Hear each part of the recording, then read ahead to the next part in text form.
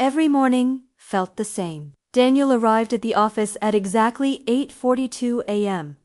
Coffee in his right hand, laptop bag on his left shoulder. He greeted the security guard with a polite nod, rode the elevator in silence, and sat at his desk before the computer fully woke up. The rhythm of his life had become predictable, almost mechanical. He worked in the marketing department of a mid-sized company downtown. The job was stable, the pay acceptable, and the expectations clear. Yet something inside him felt muted, like a song playing too quietly to recognize. Meetings blurred together, emails stacked endlessly.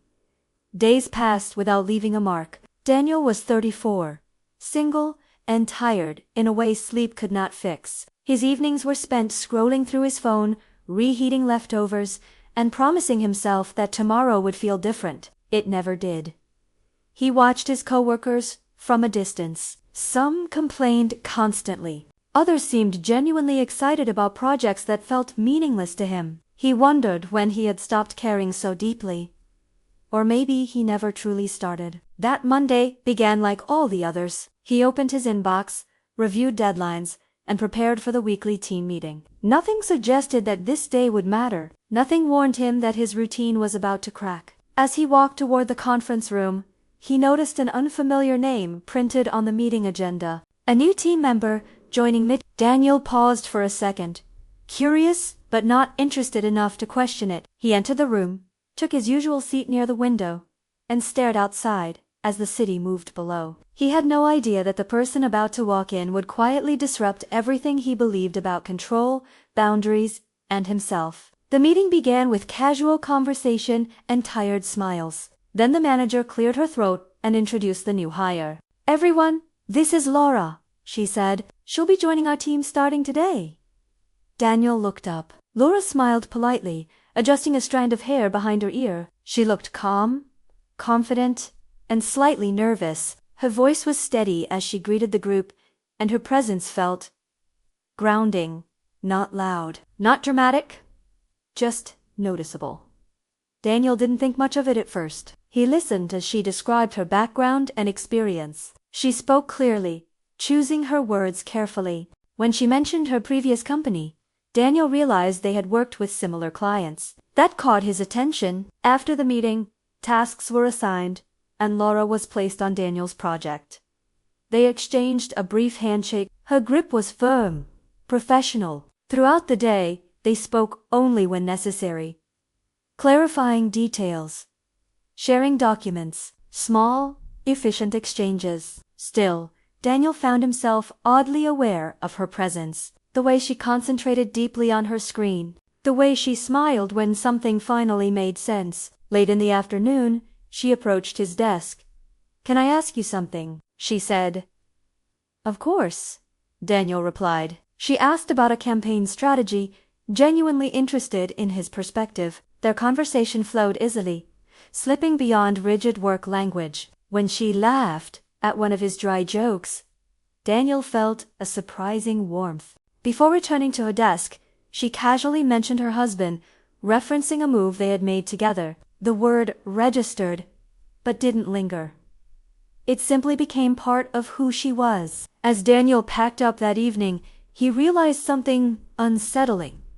For the first time in months, the day had passed quickly. He left the office, wondering why. Over the next few weeks, Daniel and Laura's collaboration deepened naturally. What began as professional exchanges slowly expanded into longer conversations. They discussed campaign ideas, then frustrations, then small details about their lives. Lunches became shared without planning. One of them would stand up, ask casually, and the other would agree. They talked about movies, travel, and the strange pressure of always needing to perform at work. Daniel learned that Laura valued stability, that she liked routines but secretly dreamed of doing something bold. She learned that Daniel felt stuck, that he feared becoming invisible in his own life. Their conversations never crossed obvious lines, yet something unspoken hovered between them. A shared glance lasted half a second too long. A pause before saying goodbye felt heavier than it should.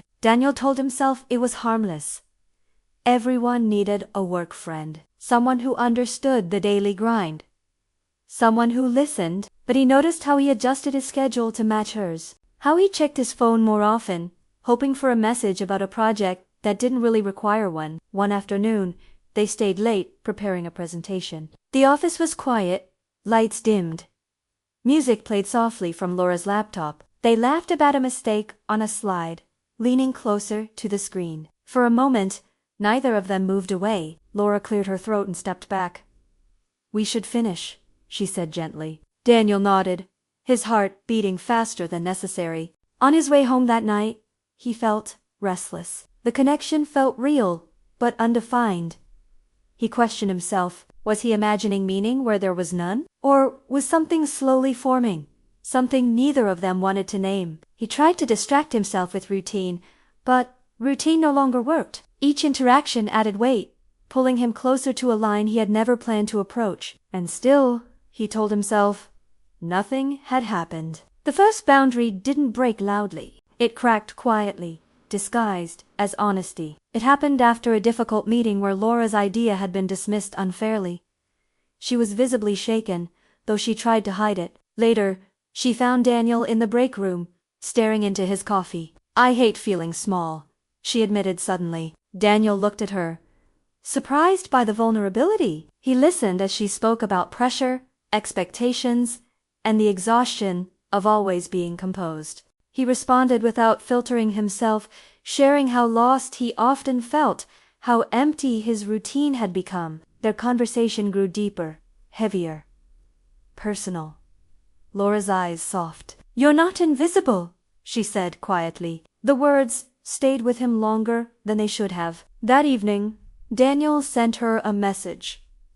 "Just checking in," he told himself. She replied almost immediately. The conversation continued long after work hours ended. They didn't flirt openly, but emotion filled the spaces between words. Each message revealed more truth than either had shared before. Days later, during another late evening at the office, Laura thanked Daniel for listening. Impulsively, he reached out and touched her arm. The contact was brief, but intentional.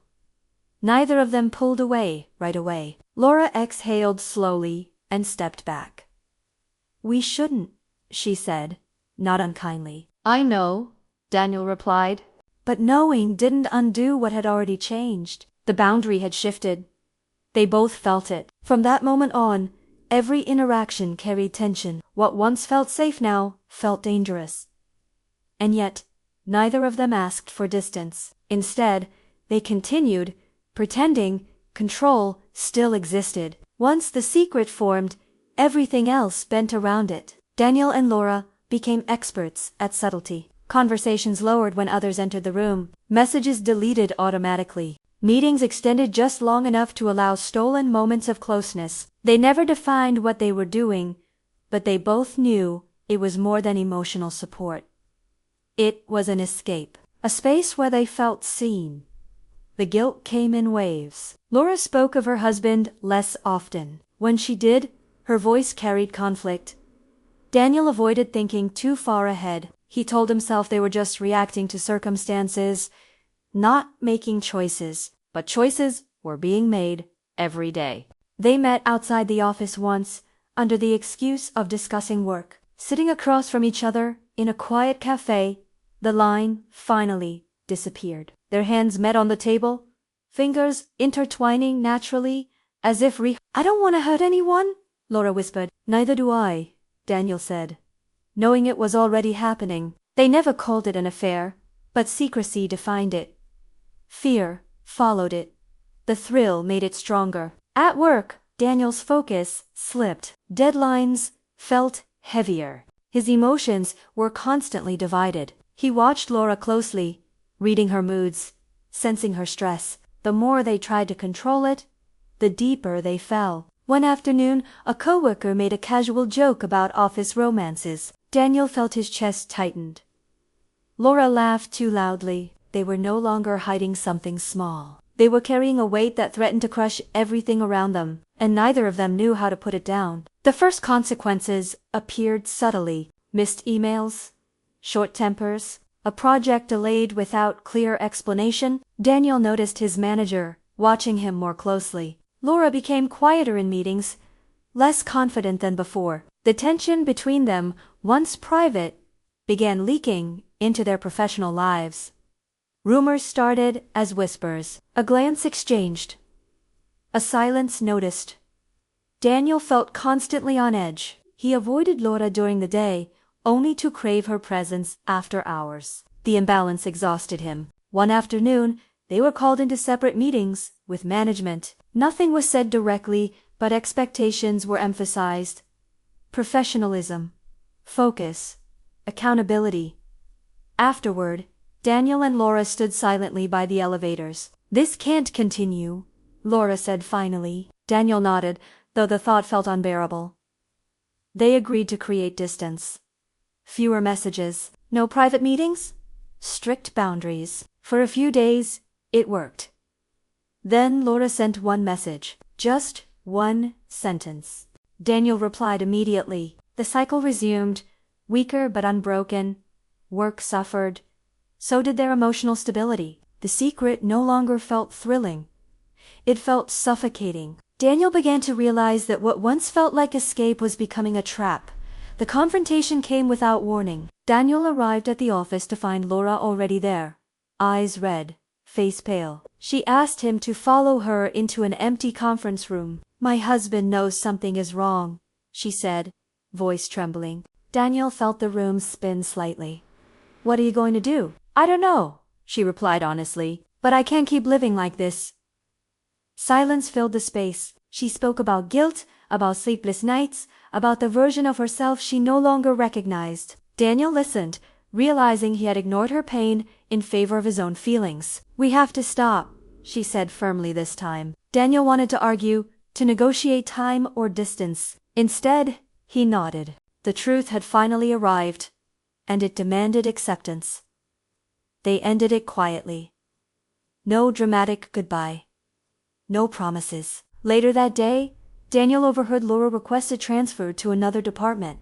The loss hit harder than expected. He had built his days around her presence, and now it was gone. He returned to his desk, staring at the same window from months before. The city moved on, indifferent. This time, the routine felt heavier than ever. The silence that followed was absolute. Laura's desk was moved. Her name disappeared from his inbox. Daniel felt her absence constantly, like a missing sound. He tried to refocus, to reclaim his routine, but everything reminded him of what had been lost. The coffee machine, the conference room, the quiet jokes. At home, he replayed conversations, searching for meaning, for justification. Mostly, he found regret. He began to understand that the affair had not been about love. It had been about escape, about filling emptiness without addressing its source. Daniel started therapy, something he had avoided for years. He spoke honestly for the first time, confronting his dissatisfaction, his fear of change. At work, he slowly rebuilt trust. Focus returned. Confidence followed. Weeks passed. One afternoon, he saw Laura in the hallway. Just for a moment, she smiled softly, respectfully, and continued walking. That was enough. Daniel's routine never returned to what it once was. He still arrived at work early, still drank coffee by the window, but something inside him had shifted. He no longer waited for change to arrive quietly.